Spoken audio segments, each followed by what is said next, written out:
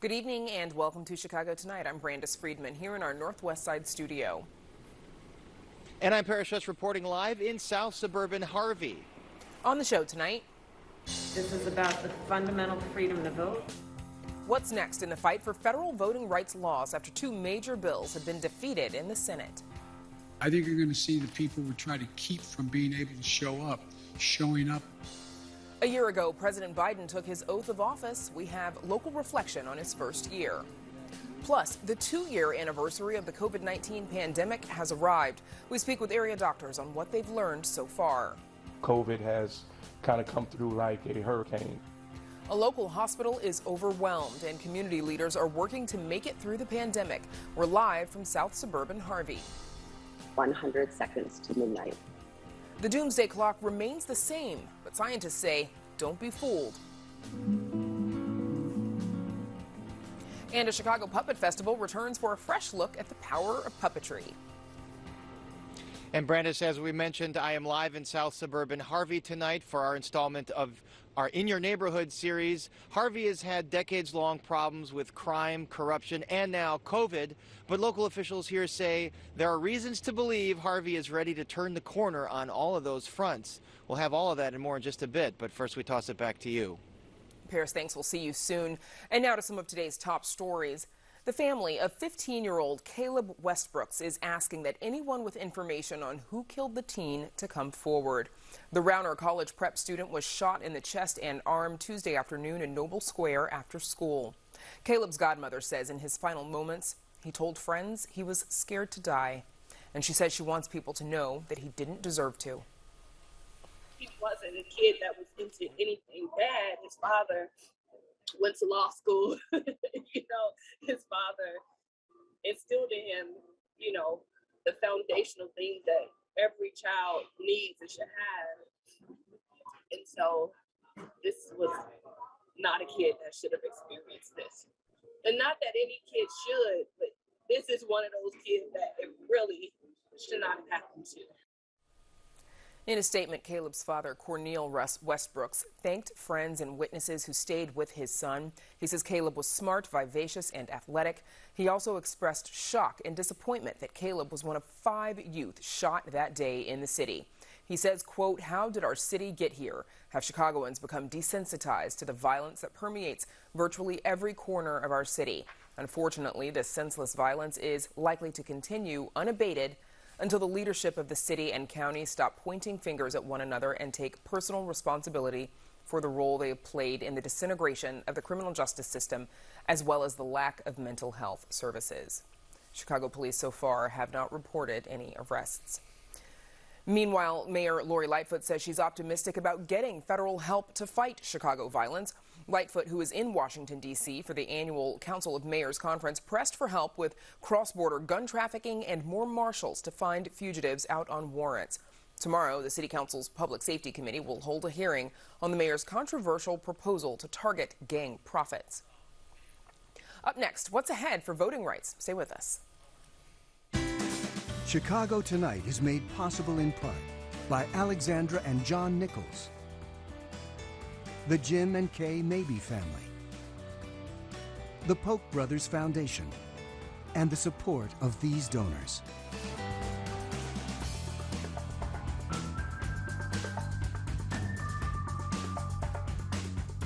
The White House says it plans to keep fighting for voting rights reform after Senate Democrats yesterday failed to break a GOP filibuster on legislation that combines key parts of both the Freedom to Vote Act and the John Lewis Voting Rights Advancement Act. The bills would, among other things, expand voting access and make Election Day a national holiday. Joining us now are Mark Glennon, executive editor and founder of WirePoints, Chantal Grant, the founder of Level Up and Vote, and Ami Gandhi, senior counsel with the Chicago Lawyers Committee for Civil Rights. Thanks to all three of you for joining us. Ami Gandhi, let's start with you, please. How will the defeat of these bills affect voters? Voting rights activists, including folks from nonpartisan organizations like the one I work for, are disappointed but not surprised. We weren't counting on the passage of federal voting rights legislation during this important election year. It's a huge disappointment that the federal legislators didn't step in to address the crushing trend that we've seen of voter suppression in states across the country. But through strong community-based programs like the Nonpartisan Election Protection Hotline, 866 Our Vote, we still have a path forward to try to work with the landscape that we have so that every eligible voter who wants to have their voice heard this year still can. Mark Lennon, what issues do you have with both of these bills? What crushing voter suppression have we had? This was an unprecedented attempt to federalize, to nationalize the election process by cementing into place a long list of the very things that have caused Americans to lose confidence in the election process. We've got Gallup polls that 60% of Americans, cutting across party lines, don't trust the process because of some of those emergency measures that were put in place in 2020. And now this bill would have locked those into place, things like restrictions on voter ID, which almost everybody supports, restrictions on limiting ballot harvesting, the state's ability to cleanse the voter rolls of illegal voters. It's a long list of things like that, all designed to favor the Democratic Party. This was a deliberate attempt to try to nationalize the process, to lock in things that favor Democrats that Americans don't want. Chantal Grant, what does the inability of the federal government to pass these laws say about the importance of getting people organized locally for voter access? Absolutely. This national fight is just something that we have to use as an example, right? That we have to fight locally. Thank God in Illinois, right? We're lucky to have strong voter protection laws. And I think it's important that we have to be able to encourage other states to do the same, and we have to engage with other people to make sure that they understand that although we lost the fight currently on a federal level, we can still fight locally, and we should encourage other states to do the same. Now, Chantal just said that, here in Illinois, we have lots of access for voting and access to vote. But Mark, if you believe that this is the Democrats' attempt to federalize the process, why should voting legislation be left to the states? Because we've always done it that way, and because local voters have to be able to select their own rules so that we don't have one party at the federal level trying to favor themselves. Look, there's no suppression at the local level. What are we saying here? That in the past elections that they were invalid because of voter suppression? That you haven't lost anything at the federal level. The Supreme Court restricts discriminatory rules of any kind, if the states try to do it, that are discriminatory against any minority. All that remains. It's still there. States are acting, many are after 2020, to try to revise the rules that were put in place to allow them to check voter IDs and do all the other things to assure a valid election that people have confidence in. And they want to do that. They need to do it. And there's nothing discriminatory about that. The Supreme Court and other statutes that are on the book will make sure that that happens. Ami, what is your response to that? Why should there be federal voting rights legislation? In Illinois, we have a bipartisan tradition, actually, of innovations to our election systems. Automatic voter registration was passed on a unanimous bipartisan basis. The implementation has been getting stronger over time, thankfully. We have other common sense aspects of the voting system, vote by mail without undue restrictions, election day registration, the list goes on. And people of all backgrounds and all political affiliations take advantage of these rights, as everyone should if they're eligible to vote. It's simply not credible to say that all eligible voters have fair access. We get a number of calls every single election to 866 Our Vote, especially from disenfranchised community members who are trying to vote and are stymied by the complicated process. Now, there are election officials, particularly you'll find in places like Illinois, who want to do the right thing, who want to help a voter who's facing an unfair barrier. but we have to be vigilant. If even some number of voters of color or voters at large are turned away from the polls, that is too many. We need federal legislation to make sure that the good practices that are happening in places like Illinois to improve our election system are not an anomaly. Why should it be that just across the state border in Indiana, we see some of the most restrictive laws in the country, where barely any categories of people are allowed to vote by mail, where the polling places close unduly early? We don't need that kind of variation when we know that there are better ways to manage our elections. To that end, though, what more could be done to bolster voting access in Illinois or any other state for that matter? Chantal? We have to talk to our legislators, right? First, people power, like I mentioned before, is important. We have to be the power. We have to tell others about what's going on, and we have to show up. We have to show up in numbers, and we have to show our elected officials that we care about this, right? And so once we start mobilizing on grand levels, right, locally, it will show federally as well. And I think this is important, and we have to encourage this throughout the nation. And before we let you go, Chantal, I'll give you the last word. What are your next steps? What are your plans going forward in about 15 seconds? Yeah, next steps absolutely, again, will be to encourage mobilize and encourage other organizations around the parameter of voter protection laws locally, and then spread out to nationally to other states. Okay. Chantal Grant, Ami Gandhi, and Mark Glennon, that's where we'll have to leave it. Thanks to all three of you for joining us. Thank you. President Biden took the oath of office 1 year ago today amidst the COVID-19 pandemic. In addition to pandemic recovery, he's attempted to address economic stability and voting rights, but not always successfully.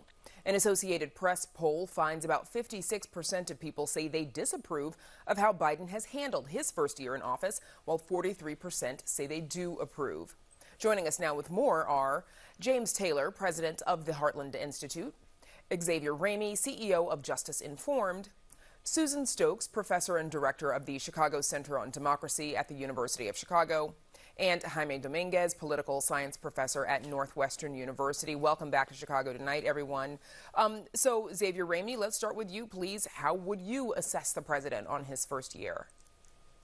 Thanks so much, Brandis. Great to be here with you. I think that President Biden, given what he promised in the beginning, but more than that, what he ran on in terms of bringing together a very, very divided and contentiously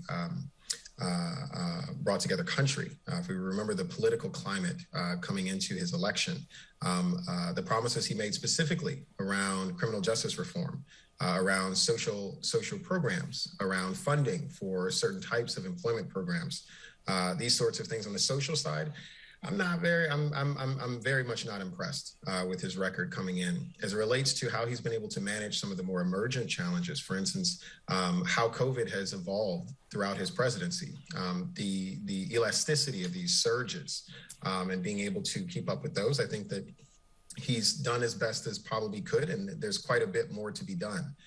As it relates to the economy, which I think a lot of people are focused on right now, given that inflation is at 7%, where it was 1.5% this time last year. As the economy, I think that's a bit more emergent. That's often a presidential focus. And I think that given where prices are, people are very upset with how he's managing it. But I would also say that that's something that the Federal Reserve is set up as an autonomous body to be more engaged in. However, his responsibility around business policy, I think, has also been a bit lacking as it relates to supporting small businesses and such. And Susan Stokes, coming to you next, is this just a terrible time for anyone to be president? How would you rate the president's last year? Well, thank you so much for the invitation. I think it's I think the challenges are enormous. I think that the Biden administration, the team sort of made a decision coming in that they were going to try to solve some, the major crises of the pandemic and the economy, and sort of put off some other issues, that they would buy themselves time and hopefully, buy themselves a bigger margin of in the 22 midterm elections by solving those problems. And I I think they were in good faith. I think the president was speaking in good faith when he made other promises that, that as Javier was pointing out, have been disappointing. The plan was, get a bigger margin in Congress, win some more sort of room for maneuver by solving these big problems, and then attend to some other things like racial justice, like criminal justice, like immigration, and so on. The problem is they've had some, they've had some real problems, structural problems, and some bad judgments, some mistakes. So they've lost that room for maneuver. So yesterday, we all know that we saw the push for voting rights reform fail in the Senate. Here's a quick clip from yesterday's speech. No matter how hard they make it for minorities to vote, I think you're going to see them willing to stand in line and defy the attempt to keep them from being able to vote. I think you're going to see the people we're trying to keep from being able to show up, showing up and making the sacrifice that needs to be made in order to change the law back to what it should be. Jaime Dominguez, bringing you in. What's your reaction to yesterday's vote? Yeah, I'm sure it's disappointing, but I wouldn't say it's a partisan issue. I mean, I think it's more of a democratic issue. The fact that the right to protect the vote is sacred. I think it's unfortunate, though, that they couldn't get the filibuster rules changed in order to get that legislation passed. I think it was important for President Biden to speak on that issue, particularly given that the African American vote is, I would argue, largely responsible for putting him in office. James Clyburn and his endorsement basically changed the trajectory of his campaign. And so to him, knowing that it probably wasn't going to get passed, he nevertheless, I think, wanted to show emotion, and he wanted to show that he's still committed to this in the long term. So I think it was important for him to just let his base know, but also Americans know, that this issue of the vote is not a Republican or Democratic issue, but it's actually an American issue that we need to work with together on both sides of the aisle. James Taylor, coming to you, similar question. Do you think the president could have acted differently to receive better results from both parties? Or, was this a non-starter, particularly for the Republican Party? Well, thank you for having me on, Brandis. And yes, I think that Joe Biden can and should be doing more to find common ground on a whole variety of issues. He ran on being a unifier and a uniter. Regarding the particular topic of voting, we have to understand the proper context. According to the federal government, there are 230,000 polling places in this country. That is 46,000 per state, and that is one for every 280 voters. So it's not very difficult to vote. It's easier to go vote than it is to go get a COVID vaccine or a COVID test, which the Biden administration tells us both are easy to do and that we must do. But the thing is this, it should be easy to vote, and it should be hard to cheat. And you have two parties and two perspectives that are saying, okay, well, we have to make it easier to vote. On the other side, we have to make it harder to cheat. You really have to accomplish both in any meaningful legislation. And if you're not doing both, or if you are advancing one at the cost of the other, then you're just going to have a further divide. I think there are solutions. I think it should be that there should be options available that allow our system to be easier to vote, but also hard to cheat. You cannot have a system where everyone can vote, but nevertheless, a large number of those votes are fraudulent, or else we have a banana republic.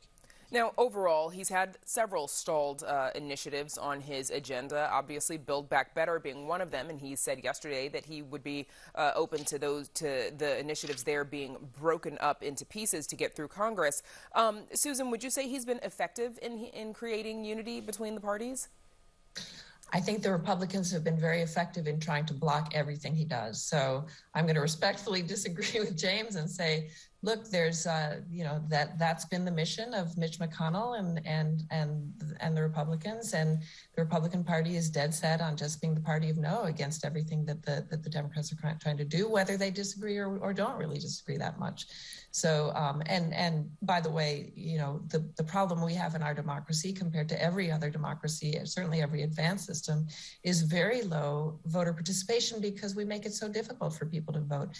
There's no widespread fraud in our country. That every study, every academic study, every serious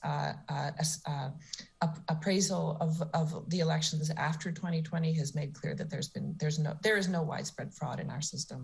Now, earlier today, we spoke with White House Deputy Communications Director Kate Berner and asked how the administration feels this first year has gone. Here she is. It helped schools across the country reopen. It helped us fund a vaccination campaign. Today, more than 200 million Americans are vaccinated. In the last, in this surge of Omicron, those are Americans who were protected against severe illness and hospitalization and death.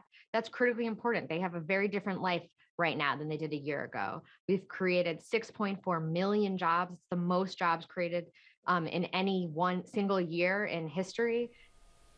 Xavier Ramey, coming back to you, how would you say the Biden administration has handled COVID? Are they doing enough?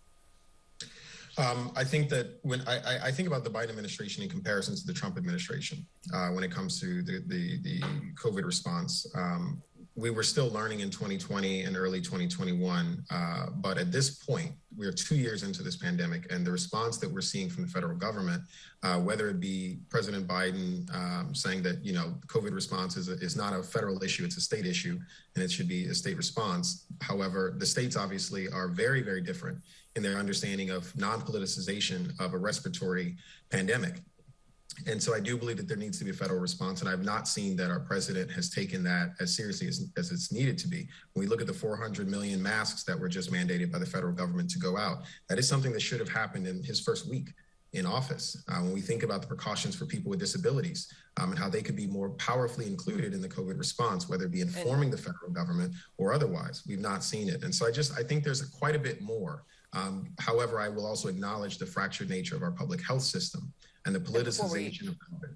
Absolutely. Before we run out of time, sorry, I want to get James Taylor in here. Same question to you. How would you say the Biden administration has handled the pandemic? Well, the Biden administration is caught in a position where it politicized COVID back before the last election. We had COVID deaths that basically were going to happen. And whether it's President Trump or President Biden, the rate of COVID has been about the same. The death rates have been about the same. In the states that have had more onerous mask requirements, social distancing requirements, economic shutdowns, the rate of cases and deaths is about the same. The pandemic is very difficult to deal with. And unfortunately, that's what we're stuck with. It's a great tragedy. But if you're going to politicize it and say the reason why we had a pandemic was because of Donald Trump's incompetence, you better fix it yourself, or else now it's on you. And right now it's on Joe Biden. Okay, that is where we'll have to leave it. My thanks to all four of you. I'm sorry we're out of time. Xavier Ramey, James Taylor, Susan Stokes, and Jaime Dominguez.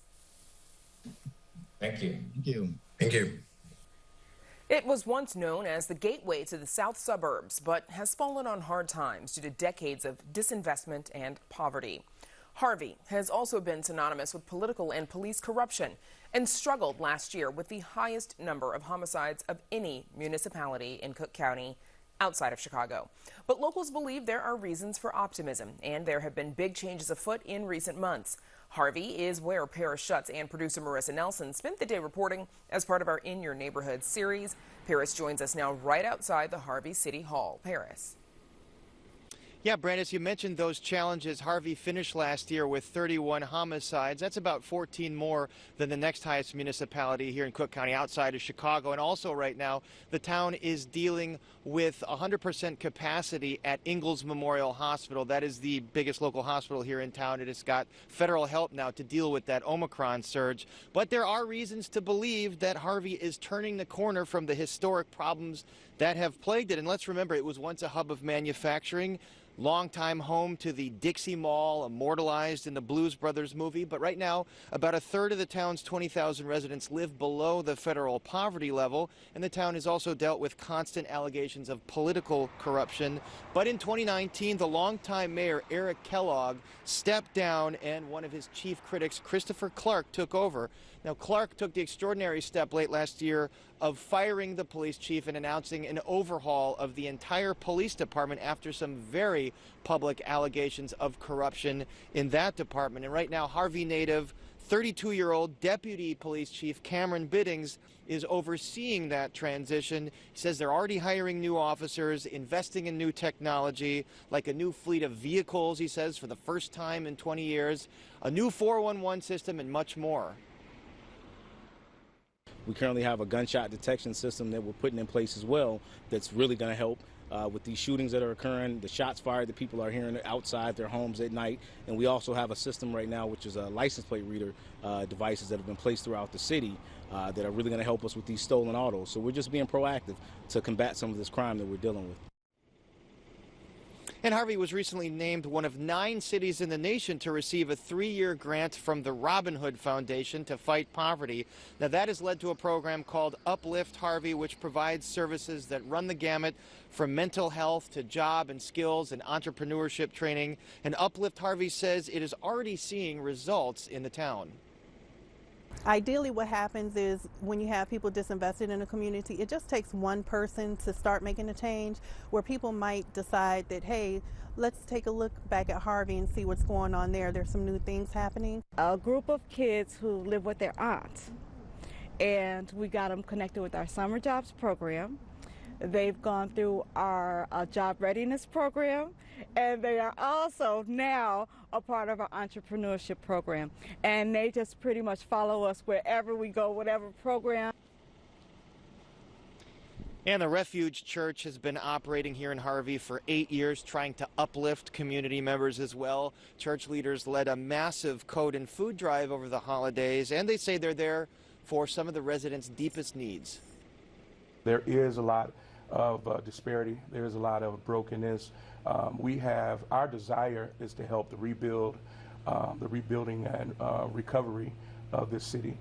So we actually make available recovery services, their pastoral counseling and things of that nature. But also we have a housing program. We've been able to house over 15 families up until this point, and we do it all upon our own dime. And speaking of housing, city leaders are touting the biggest private development here in 20 years, a 5-story, 51-unit downtown apartment complex built with the help of some grants from the Illinois Housing Development Authority, and it'll be there to house people who work nearby. This is a huge deal. This is an indication that the private sector is looking at Harvey, that we're open for business. They see that they can get projects done. They're happy about the new administration and being able to work with us to be able to get this legislation packaged and through so that we can break ground and get some of these projects going. Now to the COVID surge. Not surprisingly, it has hit this town very hard, and it has socked the U of C's Ingalls Memorial Hospital. They have been operating at 100% capacity for the last few weeks. The hospital says it saw a peak of 95 COVID patients per day 2 weeks ago. Now, they say that's down to 80 right now, but it has overtaxed the facility and workers to the point where the Federal Health and Human Services Department sent 20-plus doctors, nurses, and pharmacists to assist with all the activity there. The COVID surge has meant long ER wait times and postponement of other critical care. It's very challenging. It's putting a lot of additional pressures on them. Long wait times to get in the emergency department, bed capacity issues. COVID patients require special isolation, which inhibits our ability to, have capacity in the hospital.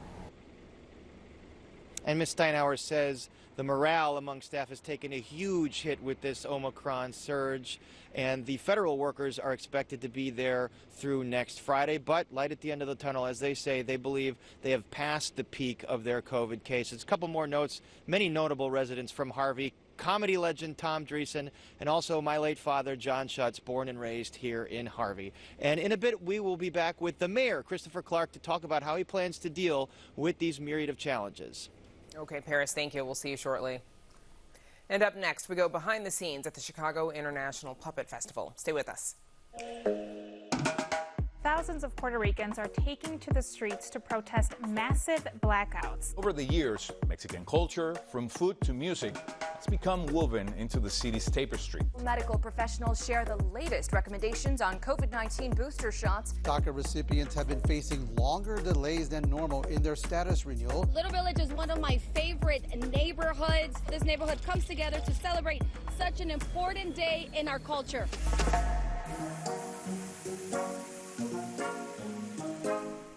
And there's much more ahead on the program, including a look back and ahead as we mark 2 years of the pandemic in America. But first, local theaters are soon to be populated by puppets. The Chicago International Puppet Theater Festival returns for 10 days, and tonight is opening night.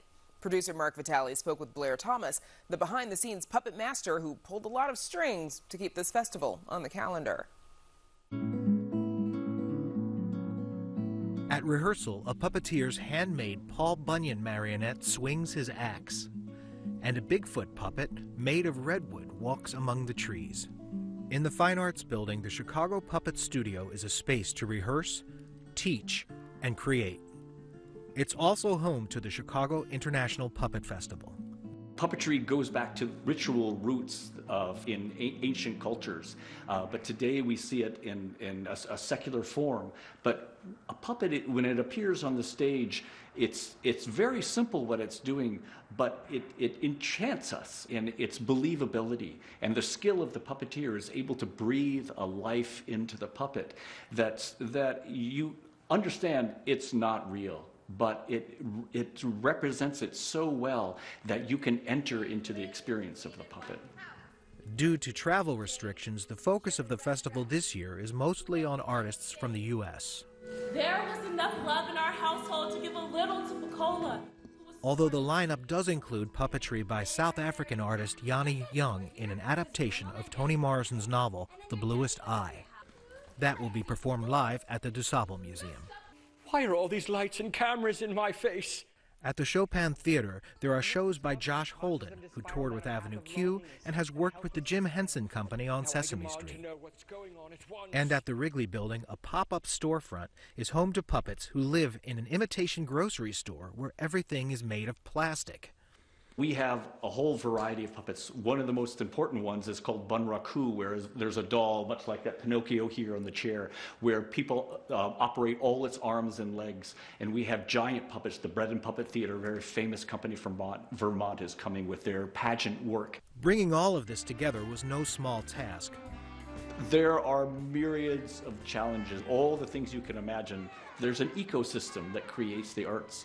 And there were cracks and breaks in it everywhere we looked. But it's been very exciting, and we have really formidable artists who are rising to the occasion and making their productions happen. This time now where people's lives have been at stake and when our ways of life have changed so radically, we start to understand that how much comfort we can take in the arts themselves. We turn to music, we turn to storytelling, we turn to these things. Puppetry is an art form that uses many different kinds of modes of expression, from storytelling to live music to the sculptural forms of the puppets, and to be in the room with the work. It's so much different. It's live and in front of you. For Chicago Tonight, this is Mark Vitale. The Chicago Puppet Festival opens tonight and runs for 10 days. Some shows are free, some are ticketed, and please be aware that while much of the work is family-friendly, other shows are for mature audiences. You can see the whole lineup on our website. Still to come on Chicago Tonight, we talk with the mayor of Harvey about COVID's impact on the south suburb and work to address violence in the area. Some people may call what's happening now the new normal. I call it a job not yet finished. It's been 2 years since the first lab-confirmed case of COVID in the U.S. A look at how far the country has come and the work that still lies ahead. And we're 100 seconds away from catastrophe. What this year's doomsday clock position means and where it started when it was created 75 years ago. But first, some more of today's top stories. The federal trial of 3 former police officers charged in George Floyd's death begins today. The 3, Tu Tao, J. Alexander Kueng, and Thomas Lane, are charged with violating Floyd's civil rights. Prosecutors say they failed to provide him with medical aid when former officer Derek Chauvin knelt on Floyd's neck for more than 9 minutes, which killed him. The 3 also face state charges, including aiding and abetting second-degree murder and aiding and abetting second-degree manslaughter in Floyd's death. But that trial was delayed until June to allow the civil rights trial to go first in federal court. The 3 have pleaded not guilty. And Hubbard Street Dance is making a move. The company has relocated to a retail space in Water Tower Place that was once an Adidas store. The dance company will reportedly fill 13,000 square feet with rehearsal and teaching spaces, plus an office and artist's lounge. The 44-year-old Hubbard Street Dance sold its longtime home at 1147 West Jackson Boulevard. Pat Brickhouse, widow of legendary Cubs announcer Jack Brickhouse, has died. Her famous husband broadcast Cubs games and also called games for the Sox and Bears for decades before Harry Carey took the mic. She ran a public relations firm that promoted Chicago bars and restaurants. The couple married in 1980. The family says Mrs. Brickhouse died Monday in Scottsdale, Arizona, from natural causes. She was 91 years old. And now back to Paris, who spent the day in South Suburban Harvey as part of our In Your Neighborhood series. Paris. Yeah, Brandis, and now we're joined by Harvey's Mayor Christopher Clark. Mayor Clark, thank you so much for being here. You know, you came in 2019, you made some changes to the police department, and then a couple months ago you announced a complete overhaul, firing the superintendent. What led you to make such a drastic change there? Well, I had the opportunity, first of all, when you're first getting into this position here in the city of Harvey as mayor, you have to do an assessment of what you have overall. I've been able to get the time over the past 2 years to get that assessment and come up with the ideas as far as what the problems were in our city, specifically with our police department. One of those things that I, of course, spoke on publicly was about the issue of corruption. And so I decided that it was time to make some changes for us to do an overhaul and move in another direction. And obviously the police department has to deal with the issue of crime here. Homicides have been an issue in Harvey for a long time, predating your mayorship. Why is it such a stubborn problem in Harvey? I think that's an issue really of community. I've said before that I think that there are some who come into our community from other communities, if you do the research, and you see where they've come into our community and caused problems. Harvey has always been a tight-knit, tenacious community that has always worked together. But when you have others that come in, I'm going to call them the usurpers or whatever you want to call them, that comes into our town and cause those problems, that's where they're an issue. That's why I decided that it was necessary for us to change the liquor hours from 5 o'clock in the morning to 12 midnight, just to reduce some of that traffic. So one of the prongs there of the plan. So tell me what's going to change in the police department. Well, we've already changed a lot of things in the police department. We, of course, for the first time in 20 years, we've got new vehicles and new equipment for our police department. We're also providing our officers with the tools that they need in order to do their jobs. We've got body cams before the state even mandated that body cams were necessary in the state, along with lower lethal uses of force by bringing in tasers. You know, as we begin to build our force even more, our force will be more engaged with the community, because once again, I'm trying to make sure that people understand that Harvey is a community. It is a community. It is a place where all of our people work together to try to create better lives for each other. Now, this comes as Harvey for many years has also faced financial challenges. Pensions have been teetering on bankruptcy for a while. The water department was in receivership. What is the status of those things right now? We're constantly engaging with those that we own, but we don't use that as a deterrent to what we need to do. You know, Harvey's been on its back before. If you look at the over 100-year history of the city of Harvey, it's been on its back before. But each and every time we've been on our back, we've always gotten up. Financially, we've gone through crises in the 1930s, and we've gone through those crises now.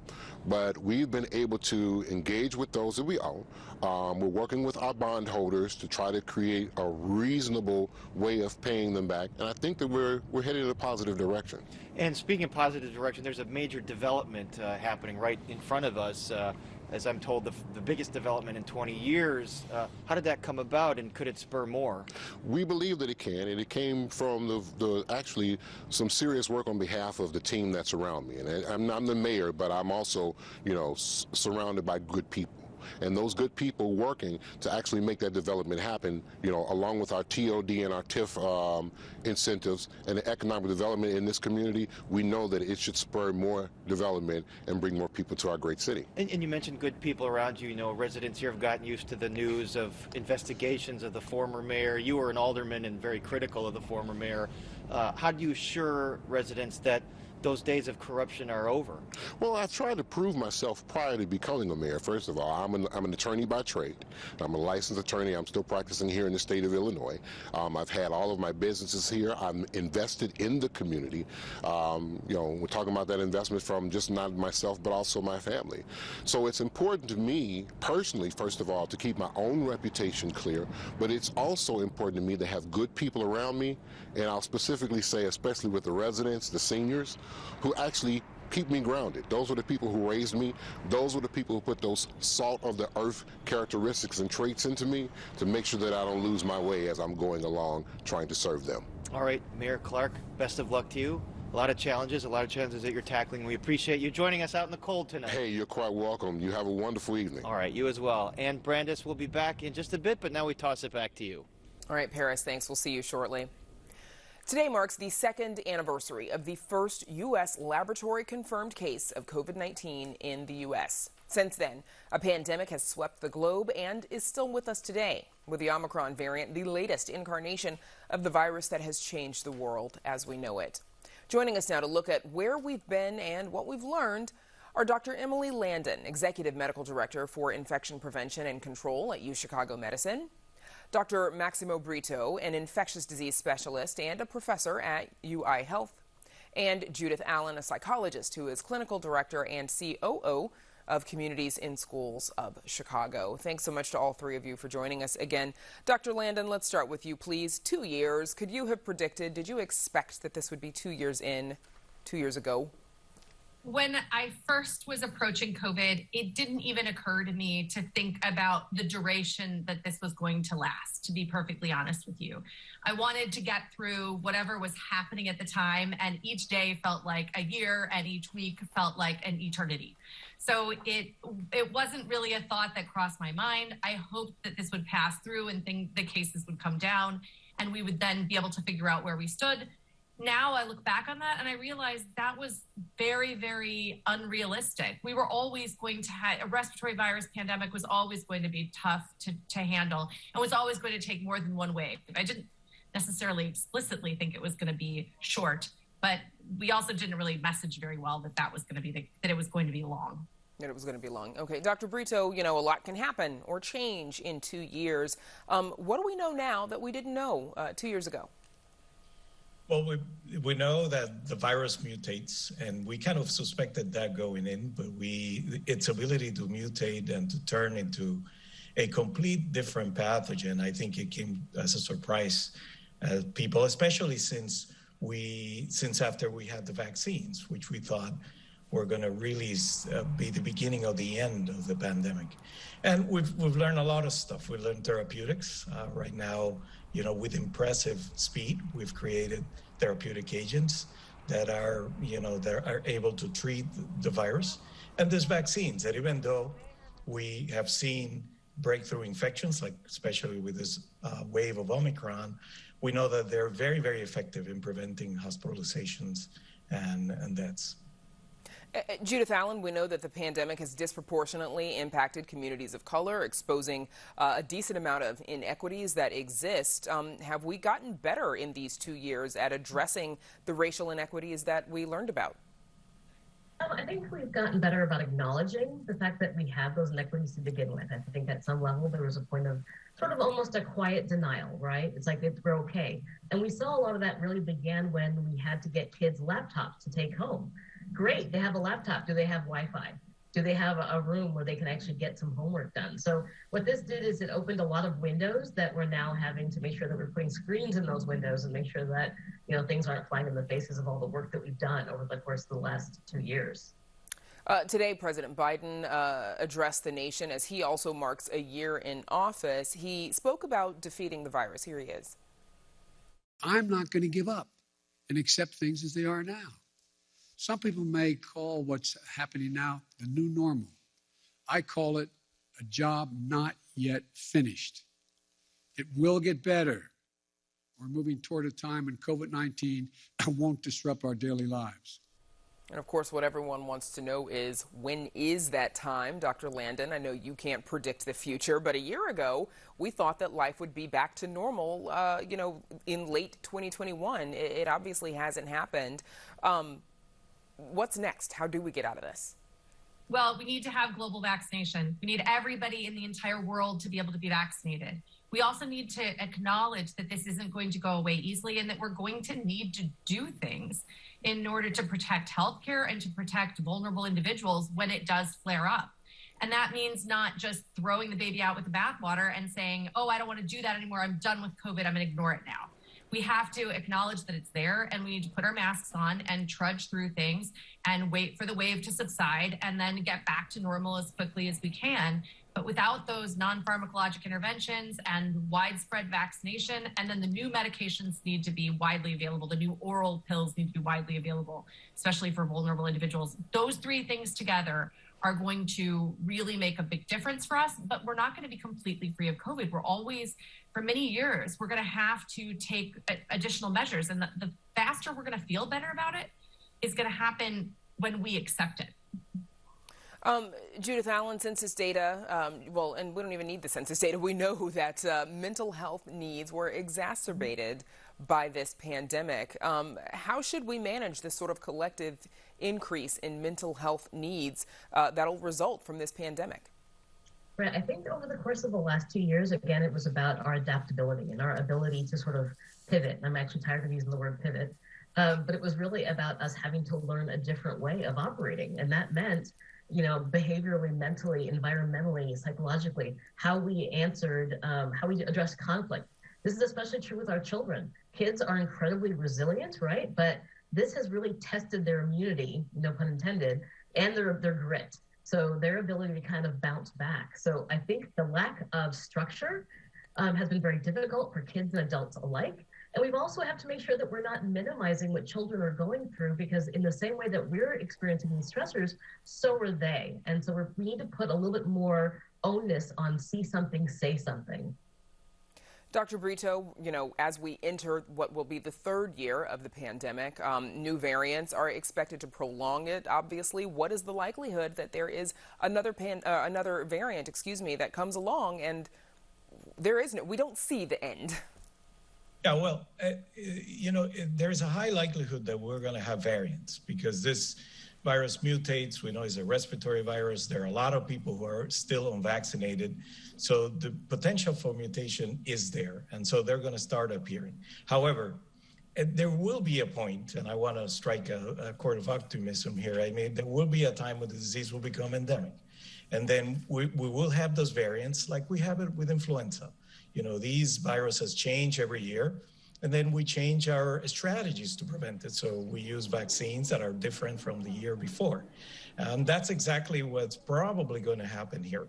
As Dr. Landon was saying, we don't know exactly when that's going to happen. And that's why we need to continue the mitigation strategies. One thing that is different this pandemic from other pandemics and from influenza every year is we had the versatility of the mRNA technology in which we can produce very quickly vaccines against different strains. And so when we come to an endemic stage, I think we will be using vaccines, perhaps in a yearly basis, and then the disease will become part of the background of diseases that we see every day, and we will be able to resume our lives. We're not there yet, but we're closer than we were in 2020. I'm sure everybody appreciates the optimism. About 30 seconds left. Dr. Landon, any silver linings out of this?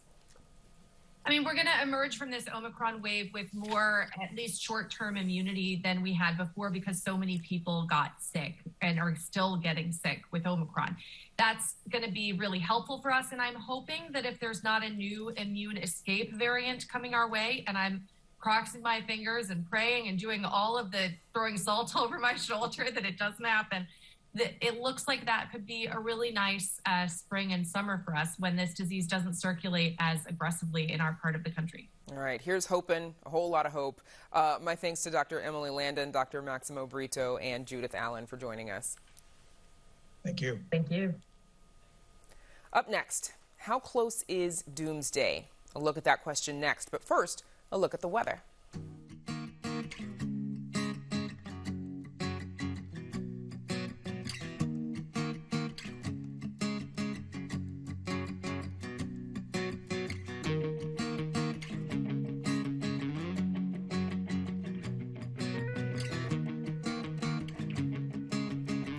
It may be the world's most famous clock, and today its second hand struck again. Today, the members of the Science and Security Board find the world to be no safer than it was last year at this time, and therefore have decided to set the doomsday clock at 100 seconds to midnight. We're talking about the doomsday clock, the annual illustration from the Chicago-based Bulletin of the Atomic Scientists of the world's vulnerability to catastrophe. It's remained unchanged for 3 years. But as WTTW News reporter Patty Wetley explains, that is not a good sign. Patty, remind us, what's the purpose of the clock? Right, not to bring the gloom and doom, but the clock is 75 years old now, and it's a reminder of sort of these existential threats that are out there that could end, I guess, life as we know it on the planet, and how much progress we have or haven't made toward diffusing those dangers. And why are scientists sounding the alarm if the clock has remained unchanged for these last 3 years? Right. Well, that's because we haven't made any progress. This is as close as the clock has ever been to midnight. And it's like every one step forward is 2 steps back. So if climate change is a threat, countries are making a lot of commitments to do things like reduce emissions, but they're not putting action behind those commitments. So the clock isn't really moving any farther back. And a lot of those threats remain as serious or more serious than they were a year or so ago. And quickly, Patty, you know, the clock is now 75 years old. A quick history lesson on why it exists. Well, it was started by atomic scientists who were worried about the threat of nuclear annihilation and what we've done and what kind of harm it could cause, and kind of to sound the alarm of what we can do to sort of protect, save the planet, and make the place more secure and healthier for everyone who lives here. And 75 years ago, the biggest concern was nuclear annihilation, and today Right. we have that along with climate change, the pandemic, other Right. concerns. Okay. Right, Patty Wetley, yeah. thanks as always. Thanks, Brandis. And you can read Patty's full story on our website. It's all at WTTW.com/news. Up next, we check back in with Paris, who's co-hosting tonight's show from Harvey. But first, a look at some weekend events.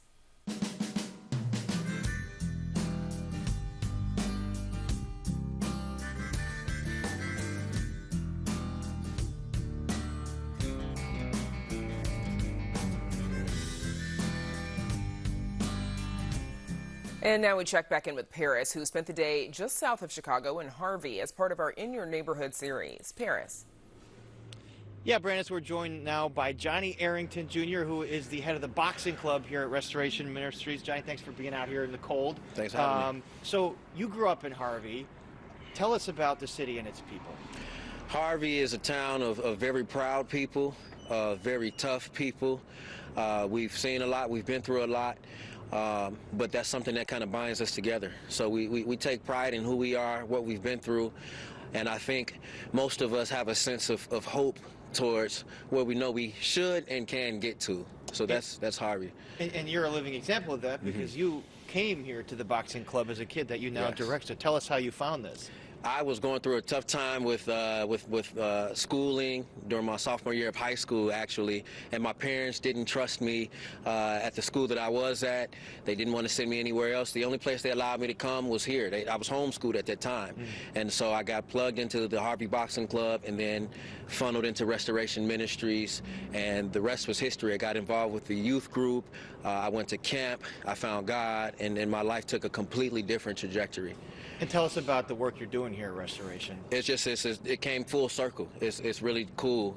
The same place that poured into me, I'm now running and in charge of pouring into these other young men and women. And so we serve about 30 to 40 kids nightly here at the boxing club. On the other side of the facility is an art gallery where they have drums, dancing, piano, theater, ballet, all kind of fine arts. So they get a well-rounded experience. They have options. And we do the Chicago Golden Gloves. You may even see some of our boxers wearing this logo right here coming up. So do you see the kids here get turned on? Maybe they come from tough backgrounds. Maybe they struggled the way you did. What's that like to see them get into this? I mean, it's rewarding is what I would call it. I've seen people walk a little taller. I've seen people start to make eye contact. Their grades are better. They don't hang out with the same people they used to hang out with. And a lot of people just tell me that thanks to the boxing club that they have a place to be when they would be doing a whole lot of negative things. So And what are they learning? I mean, obviously they're learning how to box, but what other things are they learning? Well, we're faith-based, so we pray it in, we pray it out. We have a verse over the day, so we try to get push living a godly life. We push service. We like to see our people take ownership here. We have them pitch in and clean up and volunteer, and so they're learning all those different things, and just life lessons. We try and pour into them as much as we can, and so when the doors close, we still have those relationships. We're inviting them here, there, and just, kind of doing life on life with these young men and women. Johnny Arrington, you're doing great work done by Restoration Ministries here in Harvey, and thank you so much for joining us out here in the cold. All right. And Brandis will be wrapping things up in just a bit, but now we toss it back to you. All right, Paris, thank you. We'll see you in a little bit, and we will be back to wrap things up right after this. Chicago Tonight is made possible in part by Alexandra and John Nichols, the Jim and Kay Mabey family, the Polk Brothers Foundation, and the support of these donors.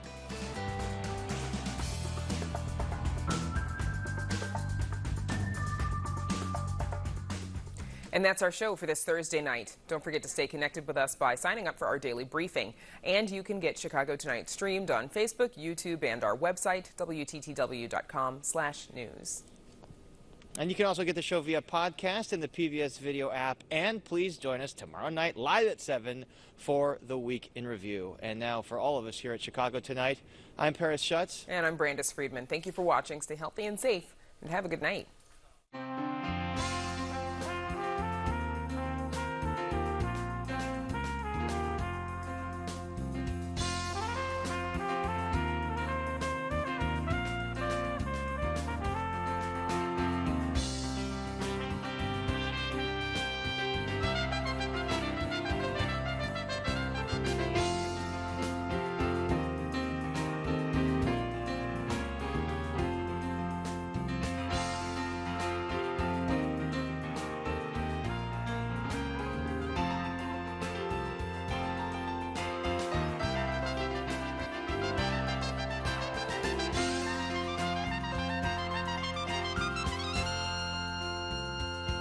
Closed captioning is made possible by Robert A. Clifford and Clifford Law Offices, a Chicago personal injury and wrongful death firm that supports free educational initiatives in the legal profession.